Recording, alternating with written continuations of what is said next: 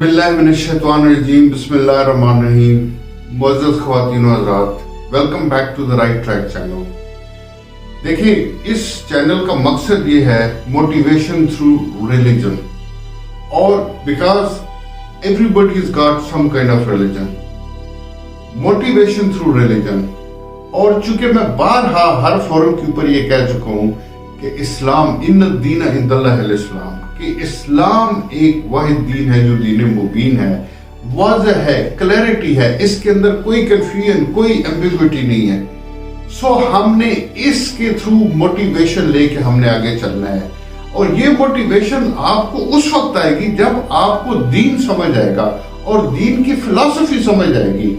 दीन की फिलॉसफी उस वक्त जब आपकी समझ में आएगी, फिर इस दीन को आप सच्चा दीन जो है वो फिर इस दीन को आप सच्चा दीन समझना शुरू कर देंगे। अब मिसाल के तौर पे मैं आपको एक छोटी सी मिसाल देता हूं कि बाहर के ममालिक में जहां पे हलाल गोश्त की बड़ी चंद दुकानें होती हैं, हलाल ज़बीहा जो है या हलाल गोश्त की बड़ी चंद दुकानें होती हैं, क्योंकि वहां पे उनका एक अपना सिस्टम है ज़िबा करने का। लेकिन अब जो लेटेस्ट रिसर्च है उसने ये फाइंड आउट किया है कि जो असल तरीका है जानवर को ज़िबा करने का और उससे pure form of meat, pure form of गोश्त उससे निकालने का, वो असल में हलाल ही है। उसकी वजह क्या है? अब यहाँ पे फिर आपका दीन आपको मोटिवेट कर रहा है कि आप दीन मुबीन के मानने वाले हैं। अब होता क्या है आप जरा देखें कि इंसान के अंदर, जानवर के अंदर, हर जानदार चीज के अंदर अल्लाह ताला ने दो सिस्टम रखे हुए हैं। एक सिस्टम है जिसको कहते हैं नर्वस सिस्टम।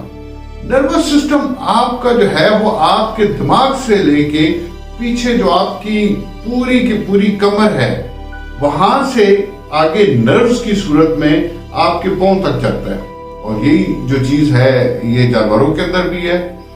इसी तरह जो फ्रंटल पार्ट है जिसके अंदर मेजर ऑर्गन्स हैं, उन ऑर्गन्स में क्या है? आपके फेफड़े हैं, उसके अंदर आपका दिल है, आपके गुर्दे हैं, आपका लिवर है। ये चीजें हैं जो खून कैरी करती हैं, वेन्स हैं, शरियाने हैं, मतलब ये सारी चीजें जो हैं ये जो जिस्म को चला रही होती हैं, इसलिए इनको मेजर ऑर्गन्स कहते हैं। और जब भी कोई भी इनमें से मेजर ऑर्गन फेल हो जाता है तो इंसान की डेथ हो जाती है। अब ये काम एज़ा जो है फ्रंट पे काम कर रहे हैं, और बैक में से इनको मैसेज जो है वो सेंट्रल नर्वस सिस्टम, जो आपके दिमाग से पीछे आपकी कमर के अंदर से जो अल्लाह ने तारे रखी हुई हैं वो नीचे पांव तक वो पहुंचा रहा है।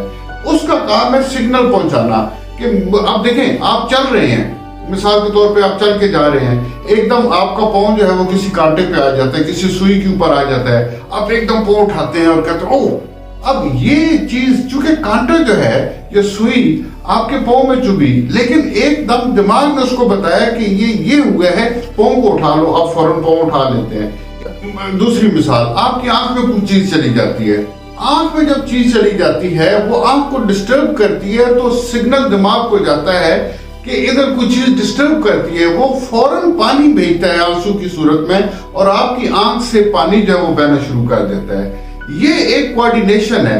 अगर आप हार्ट बीट के ऊपर भी ट्राई करें और हार्ट बीट को भी स्टडी करें कि किस तरह इम्पल्स दिल जो है वो 72 दफा 1 मिनट में एवरेज जो है वो धड़कता है, तो इसके अंदर भी एक कोऑर्डिनेशन मौजूद है।